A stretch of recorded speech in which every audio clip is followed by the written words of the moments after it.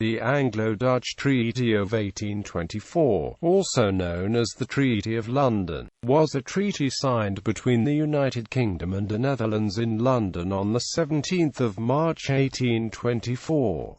The treaty was to resolve disputes arising from the execution of the Anglo-Dutch Treaty of 1814. For the Dutch, it was signed by Hendrik Fagel and Anton Reinhard Falck, and for the UK, George Canning and Charles Watkin Williams Wynn. History. The Anglo-Dutch Treaty of 1824, designed to solve many of the issues that had arisen due to the British occupation of Dutch properties during the Napoleonic Wars, as well as issues regarding the rights to trade that existed for hundreds of years in the Spice Islands between the two nations, was a treaty that addressed a wide array of issues and did not clearly describe the limitations of expansion by either side in the Malay world. The British establishment of Singapore on the Malay Peninsula in 1819 by Sir Stamford Raffles exacerbated the tension between the two nations, especially as the Dutch claimed that the treaty signed between Raffles and the Sultan of Johor was invalid, and that the Sultanate of Johor was under the Dutch sphere of influence. The questions surrounding the fate of Dutch trading rights in British India and formerly Dutch possessions in the area also became a point of contention between Calcutta and Batavia. In 1820, under pressures from British merchants with interests in the Far East, negotiations to clarify the situation in Southeast Asia started. Negotiations between Canning and Fagel started on the 20th of July 1820.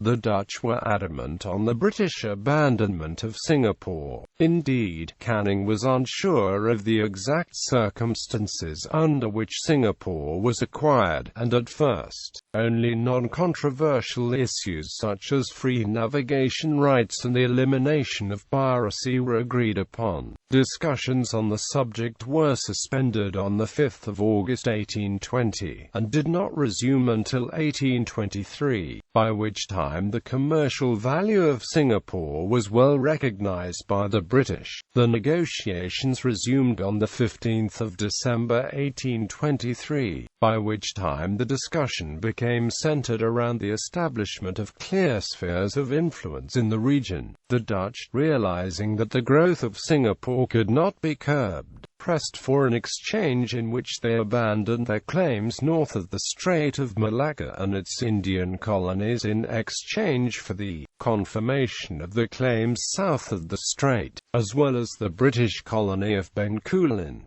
The final treaty was signed on 23 March 1824 by Fagel and Canning. Terms. The treaty holds that subjects of the two nations are permitted to trade in territories of British India, Ceylon in modern-day Indonesia and Malaysia on the basis of most favoured nation, but must obey local regulations. It limits the fees that may be charged on the subjects and ships of the other nation. They also agree not to make any further treaties with eastern states that exclude trade with the other nation. They agree not to use the civil and military forces to hinder trade. They agree to oppose piracy and not provide hiding places or protection to pirates or allow the sale of pirated goods. They agree that the local officials cannot open new offices on East Indies Islands without permission from the government in Europe. British subjects to be given trade access with the Maluku Islands, in particular with Ambon, Banda and Ternate. The Netherlands cedes all of its establishments on the Indian subcontinent and any rights associated with them. The UK cedes its factory of Fort Marlborough in Bencoolen and all its property on the island of Sumatra to the Netherlands, and will not establish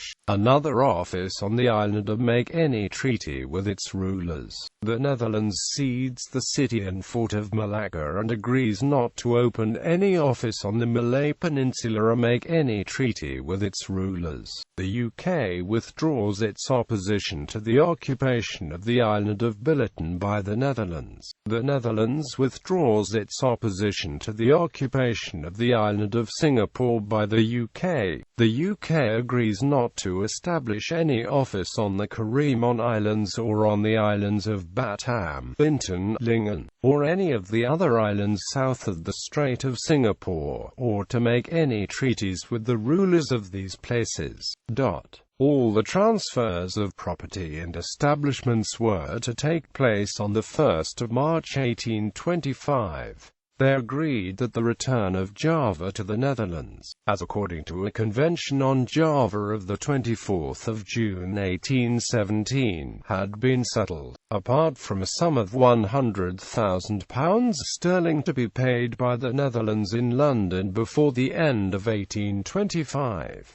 The treaty was ratified by the UK on 30 April 1824 and by the Netherlands on 2 June 1824. Implications. The Anglo-Dutch Treaty of 1824 officially demarcated two territories, Malaya, which was ruled by the United Kingdom, and the Dutch East Indies, which was ruled by the Netherlands. The successor states of Malaya are Malaysia and Singapore, and the successor state of the Dutch East Indies is Indonesia. The line that separated the spheres of influence between the British and the Dutch ultimately became the border between Indonesia and Malaysia. The treaty came at a time when the influence of the British East India Company was waning and the individual merchant was gaining more influence. Within Great Britain, the emphasis on territory and sphere of influence is consistent with former EIC policies in India and elsewhere. As the 4 years-long negotiations went on, the existence of Singapore strongly started to favour the new independent merchants and the houses. As this came at the heels of the termination of the monopoly the EIC had on the area, the subsequent rise of Singapore as a free port and the first example of the new British free trade imperialism can be seen as a direct result on the confirmation of its status in the treaty. It has been admitted that 1824 treaty entered by the British and the Dutch is without the consent of the Malay rulers and the ministers. It was therefore lack of jurisdiction thus rendered it null and void. The invalidity of such treaties, including 1824 treaty, was recognized by Para 3 as stipulated in the White Paper tabled in the British Parliament for the purpose of forming a Malayan Union government in 1946. Para 3 says, the British Crown must provide the common link which will draw together the communities of Malaya and promote a sense of common interest and the development of common institutions. Under the old situation, His Majesty had no jurisdiction in any of the Malay states, although under the treaties the Malay rulers had to accept British advice. The new policy, however, requires that His Majesty should have jurisdiction in the Malay states, so that he may be enabled to legislate for all the states alike under the Foreign Jurisdiction Act. It was clearly stipulated that the British shall require the jurisdiction to be delegated, ceded, bestowed by the Malay rulers for His Majesty to legislate the terms governing a future federation of the Malay states. The said provision clearly declared that without the consent of the Malay rulers, the British shall have no jurisdiction to legislate or act on behalf of the Malay rulers. Legally speaking, it is right to conclude that the British-Dutch Treaty 1824 and other treaties entered with any other parties by the British or the Dutch without the consent and approval of the Malay rulers in the respective jurisdiction were invalid.